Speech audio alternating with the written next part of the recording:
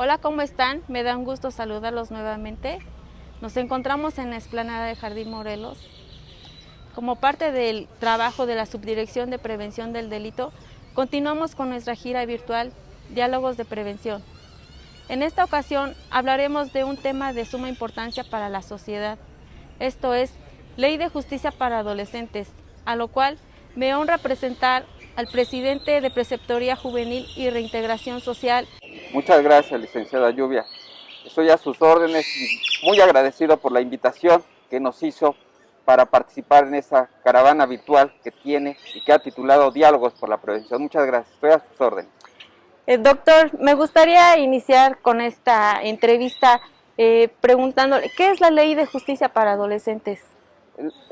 Bien, es una ley que el legislador federal nos entregó el 16 de junio del año 2016. En el año 2016, el constituyente federal nos dio una ley que surge precisamente del artículo 18 constitucional. Esta ley tiene una característica muy especial, que es una ley nacional. Nuestra ley se llama Ley Nacional del Sistema Integral de Justicia Penal para Adolescentes. En este momento se rompe un paradigma. Antes de esta ley nacional, cada estado de la República Mexicana tenía una ley de manera particular. Entonces el Estado de México tenía una ley que era la Ley de Justicia para Adolescentes del Estado de México. A partir del 16 de junio, que es publicada en el Diario Oficial de la Federación, la Ley Nacional del Sistema Integral de Justicia Penal para Adolescentes, pues entró en vigor un reglamento, una ley, esa ley que es a nivel nacional. Todos los estados de la República, pues tenemos que hacer caso de los mandatos que vienen expresados en el interior de esta norma nacional. Esta es nuestra ley, la que nosotros estamos aplicando. Doctor, ¿y de qué manera esta ley apoya a los adolescentes para la prevención del delito? Bueno, eso es algo súper interesante, muy interesante. Fíjense que normalmente pensamos que cuando hablamos de derecho penal, pues estamos hablando de una forma punitiva, pero el derecho penal no es punitivo en sí, sino la característica especial del derecho penal es que primero es preventivo y la parte punitiva se queda al final. Es decir, sancionamos a un individuo cuando falla la prevención. Entonces esta ley nacional del Sistema Integral de Justicia Penal para Adolescentes toma como bandera la prevención. A los adolescentes no se les castiga, por decirlo así, sino lo más importante es rescatar la vida del adolescente, que es un ser humano que está en proceso, que está en evolución de desarrollo de forma biológica, de su cuerpo, de su pensamiento, en todo ese tipo de situaciones. Entonces, la Ley Nacional del Sistema Integral de Justicia Penal para Adolescentes tiene incluso un capítulo que habla de la prevención y nos dice que es obligación tanto de la Federación, de los estados y los municipios desarrollar programas de prevención de conductas antisociales de los adolescentes. Entonces, bueno, el apoyo es total. No solamente tenemos una prevención primaria, secundaria y terciaria, sino que las puertas están abiertas para cualquier mecanismo que promueva la prevención de las conductas antisociales de los adolescentes. Doctor, en dado caso que un joven cometiera alguna conducta antisocial o algún delito, ¿cuál sería la pena máxima que podría recibir de acuerdo a esta ley? Bueno, aquí son dos conceptos que vamos a aclarar. El artículo 18 constitucional nos habla de conductas antisociales cometidas por los adolescentes. El artículo 18 constitucional, párrafo cuarto, quinto y sexto, que está donde está integrada esta parte del Sistema Integral de Justicia de Adolescentes. Ya la ley nacional, que es resultado del artículo 18, nos habla de delitos y nos dice que delito es, bueno, la conducta que cometen los delitos. Los adolescentes son las conductas calificadas como delictivas en el Código Penal. Entonces, pues hoy, de acuerdo a la Ley Nacional del Sistema Integral de Justicia Penal para Adolescentes, los adolescentes también cometen delitos, pero estos delitos equivalen a la conducta antisocial. Si nosotros hablamos de conducta antisocial, la palabra conducta antisocial pues se refiere a mecanismos, son bastantes mecanismos, bastantes actividades, situaciones que reprocha la sociedad, antisocial. No solamente son los delitos, sino también las faltas, las injurias, las groserías, tales otro tipo de situaciones que reprocha la sociedad.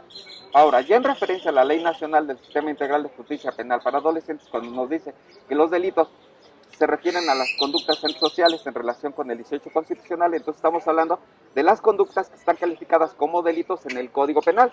Entonces, ¿cómo actuamos nosotros cuando un adolescente cometió un delito? De dos formas. Primero, los adolescentes que cometieron un delito, igual que un adulto, se sujetan a un sistema de investigación de las conductas. En este caso conoce el Ministerio Público especializado en adolescentes de la conducta que cometió el adolescente, y ya se califica qué tipo de delito es el que cometió el adolescente. Después se traslada a la carpeta de investigación con un juez de control de adolescentes. Si el juez de control de adolescentes verifica que existen elementos suficientes para tanto para vincular a un adolescente a proceso, se solicita la vinculación a proceso al Tribunal de Enjuiciamiento de Adolescentes. Una vez que el adolescente se sometió a un proceso de adolescentes en el Tribunal de Enjuiciamiento para Adolescentes y se encontró responsable de la conducta, pues se le aplica una medida de sanción. La medida de sanción es vigilada por el juez de ejecución el juez de ejecución de medidas de adolescentes. Y es aquí a donde entramos nosotros, preceptorias juveniles y también la Quinta del Bosque, para aplicar las medidas de sanción que les fueron otorgadas a los menores que cometieron un delito. Entonces, la preceptoría juvenil participa en esta parte preventiva porque es una prevención terciaria. La prevención terciaria se entiende como el momento en el cual se va a ejecutar una medida de manera específica por una conducta específica para un adolescente en específico. La prevención secundaria es la prevención que se aplica a un grupo en particular de seres humanos para prevenir las conductas antisociales en las que pudieran incurrir este grupo de personas, en este caso adolescentes. Y la prevención primaria se entiende como este conjunto de políticas públicas, pero que se dirigen de manera general a la población, ¿vale? Entonces, es aquí donde intervenimos nosotros. Okay. Doctor, ¿cuál es el proceso de reintegración social de acuerdo a la Ley de Justicia para Adolescentes? Bueno, el proceso de reintegración social se da en varias fases. Realmente empezamos a trabajar en su reinserción desde el momento en que tiene conocimiento del Ministerio Público, aunque de manera práctica no se observe, pero de manera teórica sí podríamos decir que desde ese momento empezamos a trabajar con él. Desde que la persona es pues de alguna manera señalada o objetizada como el probable responsable de cierta conducta, desde ese momento las autoridades tomamos conocimiento y lo vamos observando, lo vamos guiando, para que en el transcurso de su proceso y al término de su proceso se le aplique un plan de tratamiento de ejecución de medidas, y ese plan de ejecución de medidas tiene por objeto el reintegrarlo a la sociedad, regresarlo a la sociedad, depurando todos los factores delictivos que pudiera tener el chico, ¿no? ¿De qué manera se podría prevenir la delincuencia en la adolescencia? Los adolescentes, créeme que son las personas que pueden ser rescatadas de un ámbito de delincuencia de una forma muy sencilla. ¿Qué necesitamos? Primero, tener confianza en ellos. No tomarlos como delincuentes. Los menores de edad no son delincuentes, no son personas problemáticas. Simplemente son personas que están viviendo una etapa de la vida muy especial que requieren de atención de sus padres, de atención de las autoridades, de atención de la sociedad. Entonces, ¿qué podemos hacer? Primero, ponerles atención. Si nosotros les negamos sus derechos o los tratamos como unas personas problemáticas, pues ahí empezamos mal. Entonces, primero, tener confianza en ellos. Segundo, crear programas gubernamentales que los apoyen en su educación, en la capacitación para el trabajo, en espacios para que puedan desarrollar actividades deportivas, artísticas, culturales, abrirles espacios en todos los sentidos, creer en ellos, apostar en ellos. Eso es lo que necesitan nuestros chicos. De verdad no necesitan un policía que lo esté vigilando o una mano dura, solamente entenderlos y saber que estos chicos están viviendo una etapa de vida muy especial. Es una etapa de vida maravillosa, como la mayoría de las etapas de vida, pero esta etapa de vida requiere de atención de nosotros los adultos. Y es a donde el municipio, el Estado y la Federación necesitan ponerse las pilas, o necesitamos ponernos las pilas porque necesitamos crear programas dirigidos a ellos.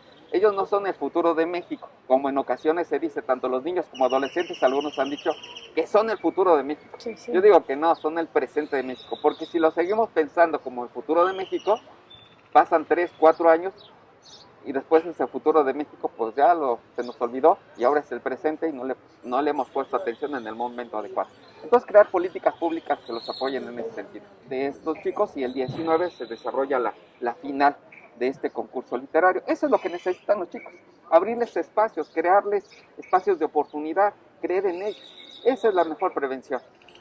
Por último, doctor, ¿qué mensaje él podría compartir a la ciudadanía, especialmente a los adolescentes? A los adolescentes, que confíen en ellos, que no se dejen vencer, que el futuro es maravilloso y el futuro todos los días lo vivimos, todos los días estamos viendo este futuro, es maravilloso.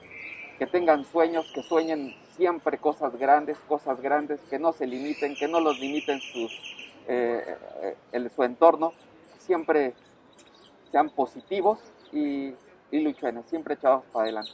Normalmente cierro mis participaciones con una frase que dice así: el sufrimiento de un solo niño cuestiona a toda la sociedad. Y yo quiero que reflexionemos sobre esa frase también, que he acuñado durante bastante tiempo. El sufrimiento de un solo niño cuestiona a toda la sociedad. Debemos evitar que los niños sufran, apoyándolos y creyendo en ellos. Doctor, agradezco muchísimo su participación y por habernos compartido información de suma importancia, más que nada para los adolescentes, que son los que se encuentran vulnerables ante estas situaciones para cometer alguna conducta antisocial. Por parte de la Subdirección de Prevención del Delito, muchas gracias. A sus órdenes.